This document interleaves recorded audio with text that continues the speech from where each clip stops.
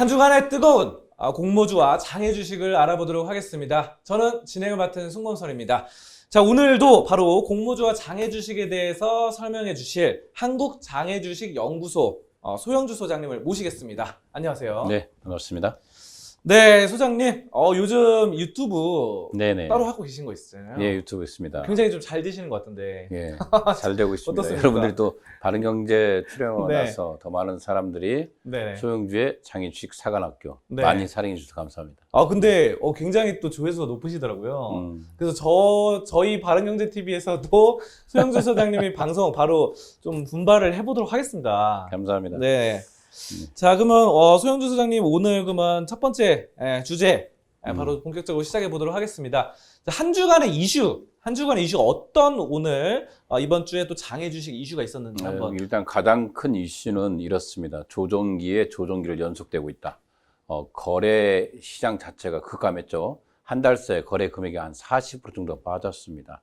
우리가 140억, 1거래 금액이 140억이던 KOT 시장이 1거래 금액이 40억까지 밀렸습니다. 그만큼 시장이 위축되고 있고, 기본적으로 SKIT의 공모가 이후에 공모가 시장에 대한 투자 심리가 위축되면서 IPO를 앞두고 있는 대우주 중심으로서 시장이 지속적으로 밀렸고, 그동안 시장을 대표했던 카카오뱅크, 크래프톤, 여타, 현대, ENG, 이 여타 모든 종목들이 밀리는 한 주를 기록했습니다. 지금 뭐 좀 약간 밀리는 예, 느낌이라고 그렇습니다. 하셨는데 좀 거래량도 약간 줄어든 것 같습니다. 그렇죠. 근데 거래량 투자 심리가 왜 위축됐는지 그 이유가 좀 궁금해요. 가장 큰 원인은 SKIT가 공모시장에 투자 유치를 가져왔죠. 네.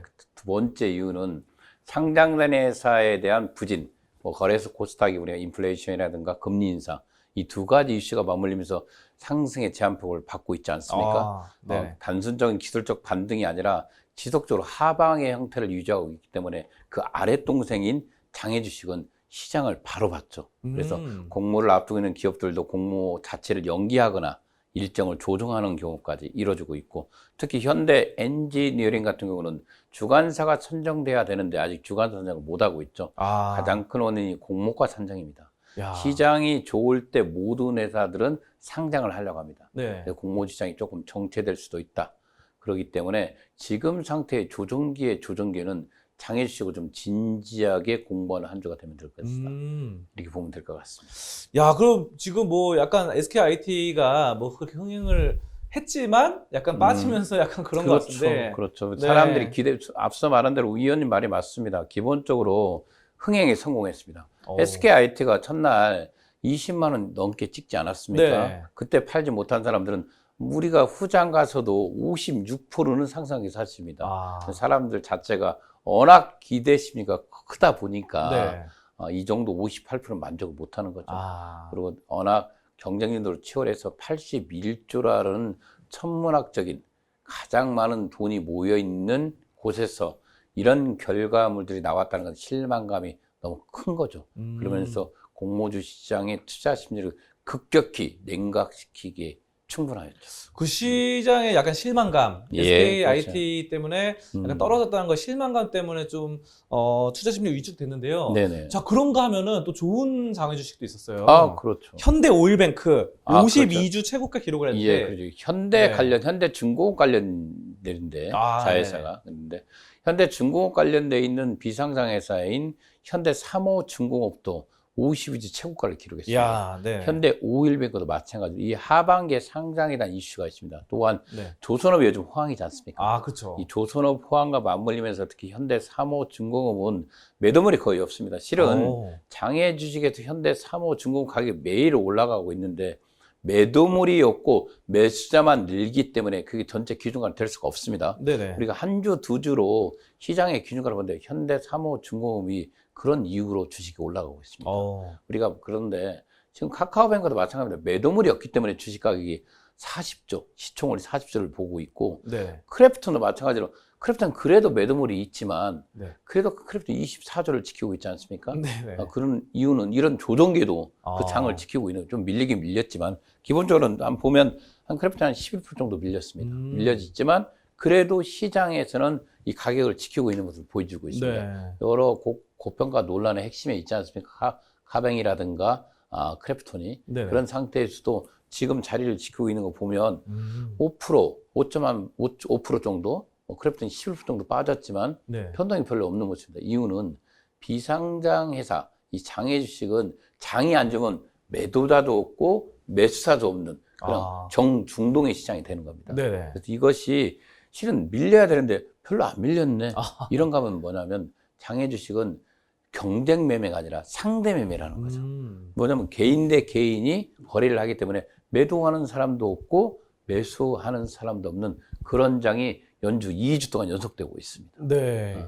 야, 근데 어쨌든 지금 좀 약간 시장 안 좋은 가운데 어쨌든 현대 오일뱅크와 함께 현대 3호 중공업도 그렇죠. 매수세가 유입되고 있는데요. 예.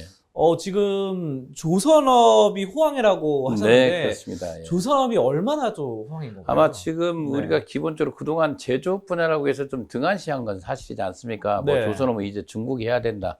이런 말이 있어. 그냥 네. 특수화되어 있는 부분에서는 아주 중국이 저희를 따라잡지는 못하고 있습니다. 그래서 또 기본적으로 현재 코로나 시대에서 물동약이 옮기는데 네. 가장 많이 배가 없어서 못 갔던 거 아니겠습니까? 네. 코로나가 어떻게 보면 또 다른 호황기를 만든 곳이 있습니다. 바로 네. 그게 조선업입니다. 근데 코로나인데 왜 이렇게 옮겨다닐까요? 그렇죠. 조선이? 기본적으로 신기하네요. 우리가 그동안에 물동량들이 국내에서 보면 이 물동량들인데 우리가 지금 모든 것들이 소비자가 살아나고 있잖아요. 네. 자동차도 가장 많이 팔리고 있고 반도체가 없어서 못할 정도 아니겠습니까? 그 뜻은 뭐냐면 내수 시장이 각 나라별로 내수 시장이 살고 있다. 다시 그런 거 아니겠습니까? 우리가 기본적으로 예전에 우리가 그 남편분들이 집에 가서 TV를 본 적이 별로 없었는가 봅니다. 네. 그러나 코로나 시대에 기본적으로 10시 이후에는 갈 데도 없지 않습니까? 네. 자동으로 통금이 되지 않습니까? 오랜만에 집에 가서 TV를 보면서 아직도 이 TV를 보고 있었나? 여보, TV 바꿔주지. 여보, 네. 우리가 아직도 이 차를 타고 있었나 내가? 이렇게 하면서 어떻게 보면 기본적으로 백색 가전 시장이 확실히 살면서 LG전자가 상한가도 간 적 있지 않습니까? 예전에 그죠? 얼마 전에 뭐 그랬던 그만큼 것 같아요. 네. 내수적 시장이 폭발적으로 살아나 우리나라뿐만 하는 게 아니라 다른 나라도 마찬가지다. 그러면서 어떻게 보면 요즘 그 원자재 가격의 폭등의 원인도 거기에 있지만 네. 물건들이 제조업 분야에서도 서서히 살아나고 있다. 이 제조업인 물건의 이동이 반드시 필수적인 배가 있어야 되지 않습니까? 네, 그렇죠. 그래서 배 수주가 계속 늘고 있는 것이죠. 그래서 가장 호황기를 맞고 있는 조선업 중에서 현재 비상장인 현대 3호 중공업이 가장 폭등하고 있는 모습을 보여주고 있습니다. 진짜 대단한 것 같습니다. 요즘 보니까 장내 시장에서도 그 HMM, HMM이라고 그렇죠. 주식, 장내 주식 있잖아요. 그렇죠. 그 주식도 뭐 연간 계속해서 신고가를 그렇죠. 돌파하면서 우리가 올라가는. 참 한진해운이 아깝죠. 아깝죠. 해운주들. 해운주들 좀 아깝고요. 그러나 이렇게 시대는 어느 한쪽은 실은 정말 많은 피해를 보고 있지만 또 어느 한쪽은 호황기를 맞고 있는 게 코로나 시대인 것 같습니다. 네. 그래서 저희 비상장 주식, 장외 주식에서도 그동안 가장 크게 상승했던 게 진단키트 관련 솔젠트였습니다. 솔젠트가 백신이 나오면서 계속 밀리고 있죠. 네. 그렇죠. 그래서 이제 이게 패러다임이 바뀌고 있다. 그동안 코로나에 가장 큰 수혜된 진단키트라든가 이런 시장들이 다른 시장으로 넘기고 있죠. 그래서 가장 크게 지금 호황을 보는 플랫폼 시장. 우리가 플랫폼 시장에서 강자들인 카카오 관련 계열사들이 지금 상장을 앞두고 있죠. 네네. 이런 상태에서 지금 현재 비상장 주식, 장외 주식이 조정기 속에 있다면 이런 우량한 회사들은 한두 개 있기 때문에 이럴 때 공부해서 이득을 보는 것 좋지 않겠습니까? 맞는 것 같습니다. 네, 그렇죠. 기본적으로 저는 그래서 주식이라는 것은 공정한 룰에서 이루어진 게임이다 이렇게 보고 있습니다. 우리가 주식 시작하는 사람들에게 이력서 갖고 오라고 하지 않잖아요. 그렇죠. 개별적으로 하는 거니까. 그렇죠. 학력 증명서 갖고 오라고 하지 않습니까? 그렇죠. 100만 원이건 1억이건 50만 원이건 동일한 출발해서 주식을 할 수가 있습니다. 네네. 주식은 그래서 가장 공평한 룰에서 가난한 사람도 나올 수 있고 부자도 나올 수 있다. 그 중에서도 특히 레드 시장이 아닌 우리가 블루 시장인 블록슨 시장인 바로 장외 주식에서 한번 승부를 보는 것도 그동안 20대, 30대들이 지금 가상화폐라든가 거래소 코스닥에 많이 도전하는데 이럴 때 한 번 있잖아요. 20배, 30배, 40배 제가 만든 게 아니라 이미 그렇게 나와 있어요. 우리가 여러분들 불과 5년, 6년 전에 크래프톤이 있잖아요. 2만 원, 3만 원이었습니다. 쌌죠. 그렇죠. 만 원에 출발했던 종목인데 지금 280만 원 아닙니까? 에쿠나 라우도 53만 원입니다. 이런 종목들이 여러분들 능력, 개인들이 의해서 발굴된 주식들입니다. 개인들이 시장을 주도하고 있는 이 블루옵션, 장애 주식 한번 공부해 주시기 바랍니다. 네, 알겠습니다. 야, 오늘도 또 좋은 말씀 주셨고요. 아무튼 시장이 좀 위축되는 가운데 조선업에 관련된 아까 말씀드렸던 현대 삼호중공업이라든가 뭐 이런 종목들이 굉장히 또 호황세를 맞아서 뜨고 있는 것 같습니다. 여러분 장애 주식 잘 살펴보면 좋을 것 같고요. 자, 그렇다면은 이번에는 좀 약간 교육 시간으로 네. 좀 여쭤보도록 하겠는데요. 그 장애 주식이 상장되면 바로 팔아야 이득일까? 어떻게 생각하십니까? 그렇죠. 저는 개인적으로 장애에서 상장까지 가려면 상당히 많은 시간이 필요합니다. 네네. 근데 그동안에 이걸 제가 뭐 신은 아닙니다. 그러나 통계학적으로 봤을 때 우리가 상장 전이 최고가를 형성합니다. 그리고 상장 후 공모가가 결정되고 시장에 올라가는 첫날, 이튿날이 이 가격의 최고가를 형성하는 게 거의 80%였습니다. 네네. 그렇기 때문에 장애 가격에서 장애에서 구입한 주식은 상장 후 장이 무너지면 네. 파는 게 맞다. 통계학적으로 말씀을 드리고요. 또 어떤 종목은 모바일 포인트 같은 경우는 리턴을 미뤄뒀다가 그 다음에 더 올라가지 않았습니까? 그렇죠. 그렇죠. 그건 네. 예상을 하지 못한 게 주식시장 아니겠습니까? 주식은 천하장사가 없습니다. 네. 그러나 통계학적으로 봤을 때 장애에서 구입한 종목은 상장에서 무너지면 파는 것이 좀 더 유리하다. 이렇게 말씀드리겠습니다. 상장한 다음에 거의 바로 파는 게 괜찮다는 그렇죠. 말씀. 예. 근데 이것도 괜찮을 것 같은데요? 이 상장 장애 주식 샀다가 이게 상장을 하잖아요. 예. 상장 바로 직전에 매도하는 것도 괜찮지 않을까요? 바로 그렇죠. 전날. 그렇게 하는 게 네. 우리가 보통 우리 기관들은 왜 이렇게 상장 네. 전에 주식을 팔까? 리스크 해치 차원에서 팝니다. 그러나 기관들은 법인세죠. 양도세가 없는데 네네. 이 개인들은 상장 전에 팔게 되면 11.5% 또는 많게는 20% 가까이 양도세를 내야 되기 때문에 상장 전에 팔면 양도세 그렇죠. 많이 양도세를 많이 내죠. 그렇기 때문에 보통 네네. 사람들은 장에서 구입한 주식들은 통상적으로 상장했을 때 파는 경우가 많다. 거의 90%가 그렇게 팔고 있습니다. 하긴 세금 이런 게 또 그렇죠. 장외 시장에서는 좀 더 많이 떼는군요. 네, 그렇습니다. 알겠습니다. 자, 그렇다면 또 가장 중요한 질문을 마지막으로 좀 드려보도록 하겠습니다. 자, 소양주 소장님이 보시는 특징주 어떻게 되십니까? 개인적으로 저는 요즘 특징들은 이렇게 보고 있습니다. 여러 종목들을 제가 추천하고 있는데 가능성이 있는 종목에 들어가라. 네. 이런 말을 드리고 있습니다. 네. 이미 성숙된 시장은 먹을 게 없지 않습니까? 네. IPO 한두 달 앞두고 있는 크래프톤이라든가 카카오뱅크가 아니라 네. 그 후의 시장이 요즘 가상화폐가 좀 많이 밀렸습니다. 많이 네네. 밀렸죠. 네네. 그래서 가상화폐냐 암호화폐냐 뭐 비등 여러 말이 있는데 국가가 정의를 내렸죠. 가상자산으로 네. 개념 정리를 내렸기 때문에 네. 가상자산 시장이 좀 정말 난리가 났습니다. 그러죠. 폭락하다가 다시 좀 조정기를 거치다가 다시 좀 반등을 하는 모습을 보이고 있지만 그렇죠. 이러면서 두나무가 40만 원이 깨졌습니다. 38만 원, 39만 원까지 두나무가 내려와 있다는 것은 네네. 가상화폐 시장이 기본적으로 업비트가 독보적인 1위를 차지하고 있습니다. 네. 그죠? 네. 두나무가 운영하고 있죠. 업비트의 시장 지배력이라든가 실은 장이 좋고 나쁘면 거래소는 돈을 더 봅니다. 그러지 않습니까? 그렇죠. 수익률 분위기도 아마 최고치를 기록할 거라 보고 있기 때문에 이럴 때 가볍게 두나무 정도 하나 편입해 주시고 두 번째로 심사 기본적으로 우리의 기술은 어떻습니까 하고 기술력을 심사역에 맡긴 곳이 있습니다. 바로 눈이시죠. 2월 달에 맡겼기 때문에 이 주식은 또 5월 달, 그러니까 5월 달, 지난 6월 달, 이 둘 중에 특히 이제 6월 달에 네네. 심사 결과가 나오겠죠. 그럼 그 결과를 가지고 기술특례 상장을 청구할 수 있는 그 기회가 있겠죠. 네네. 그다음에 앞서 말한 대로 여러 종목들이 있지만 이렇게 어떻게 뭐 호재가 있는데 다만 조정기에 주춤거리고 있는 회사들 있잖아요. 네. 이런 회사들은 지금쯤 공략하는 것도 좋다. 이렇게 보고 있습니다. 왜? 지금의 가치가 아니라 미래의 가치에 투자하는 게 바로 장애주식 아니겠습니까? 그렇죠. 근데 좀 의외네요. 두나무가 최근에 좀 떨어졌다는 말씀이신 거죠? 예, 그렇습니다. 그러니까 지금 보통 장애주식 이렇게 또 많이 오르는 것도 잘 오르는데 두나무가 그 비트코인이 아무래도 좀 조정 받았기 때문에 그런 그렇죠. 두나무가 한 있겠죠. 3만 원 가까이 떨어져서 한 40만 원이 붕괴돼서 한 39만 원대 가격이 있습니다. 그러니까 결국은 이제 그 비트코인의 가격과 두나무가 약간 비례하는 약간 그렇죠. 이런 거겠죠? 예, 그렇죠. 가장 많이 요 근래 떨어진 게 실은 네네. 한 달 새 58%가 폭락한 종목이 있습니다. 어떤 겁니까? 빗썸입니다.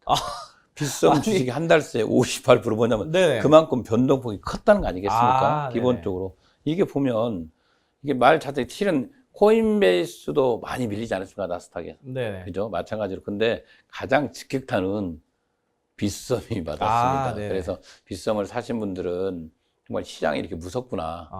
알아야 됩니다. 1등과 2등의 격차는 상당합니다. 네. 비트와 빗썸의 차이는 많기 때문에 단순하게 우리가 2등이라고 보시는 게 아니라 그들이 팔고 있는 데이터를 한번 볼 필요가 있습니다. 네. 그래서 이럴 때는 이렇게 뭐 너무 핫한 종목은 네. 계속 핫하지는 않잖아요. 그렇죠. 항상 오르막만 있는 게 아니라 내리막도 있는 거죠. 네네네. 그렇기 때문에 이럴 때는 비상장 주식이 이렇게 좀 무서울 때도 있구나. 변동폭이 상당히 큰 시장이기 때문에 상당히 공부를 철저하고 준비한 사람은 이길 수 있다. 이 말을 또 말씀드리겠습니다. 알겠습니다. 자, 오늘 소영주 소장님의 또 특징주 바로 두나무 또 다시 한번 알아봤습니다. 자, 두나무 같은 경우 저번에도 좀 한번 말씀해 주셨는데 여러분 더 가격이 좀 저렴하게 조정을 받았기 때문에 좀 다시 한번 주목을 해보시는 게 좋을 것 같습니다. 네. 자, 그러면은 이제 좀 마칠 시간이 된 것 같은데 예. 또 마지막 한 말씀 해주시죠. 그렇죠. 장외 주식 상당히 조정기 속에는 매도자도 없고 매수자도 없는 시장입니다. 말 그대로 정중동의 시장이 지속되고 있습니다. 이럴 때 앞서 말한 대로 모든 사람에게 공평한 시장입니다. 요즘 비가 오늘 내리고 있지 않습니까? 네. 비 내릴 때는 이게 부자 집이건 가난한 집이건 네. 권력이 있던 권력이 없는 집이건 모든 집에 공평한 비가 내립니다. 이 장외 주식은 이 공평한 룰에 의해서 부자도 될 수 있고 가난해질 수 있습니다. 이럴 때 조정기장이 영숙일 때 장외 주식 한번 공부해서 부자가 되시기 바라겠습니다. 근데 저는 갑자기 또 이 생각이 났어요. 비가 오는데 예. 가난한 집과 부잣집이 다 온다고 하시잖아요. 네, 맞습니다. 근데 제가 예. 그 영화 네. 봤는데 있잖아요. 어떤 부잣집하고 가난한 집 하는데 가난한 집에서는 네. 비가 오면 막 쓸려 내려가고 부잣집은 또 멀쩡하고 그렇죠. 있잖아요. 기생충. 그렇죠. 기생충 맞죠? 그렇죠. 거기서 그런 게 나왔었는데 근데 어쨌든 비는 또 다 오니까. 다 같은 집에 내리죠. 네. 눈이나 비는 그렇게 공평합니다. 주식시장은 앞서 말한 대로 공평한 룰에서 모두가 출발하지 않습니까? 네네. 그럼 100만 원이 1억이 될 수 있고 1억이 100만 원이 될 수 있는 거 아니겠습니까? 네네. 이 시장에서 노력한 만큼 결과가 주는 게 자본주의 시장에서 그래서 이 자본주의 시장의 꽃이라고 합니다. 주식은. 네네. 우리가 요즘 성장 사다리가 무너졌다고 합니다. 이런 성장사들은 그래서 20대, 30대는 절박한 마음으로 새로운 투자처를 찾고 있습니다. 여러분들 거래소 코스타 또는 가상 자산 시장까지 이제 장외 주식도 여러분들에게 새로운 투자처이기 때문에 공부해 보시면 좋은 결과가 있을 거라 이렇게 생각해 봅니다. 네, 알겠습니다. 마지막까지 또 좋은 말씀 잘 들었고요. 귀한 시간 내주셔서 뜻깊은 시간 가졌습니다. 오늘 바로 소영주 소장님과 함께 했습니다. 좋은 말씀 고맙습니다. 감사합니다.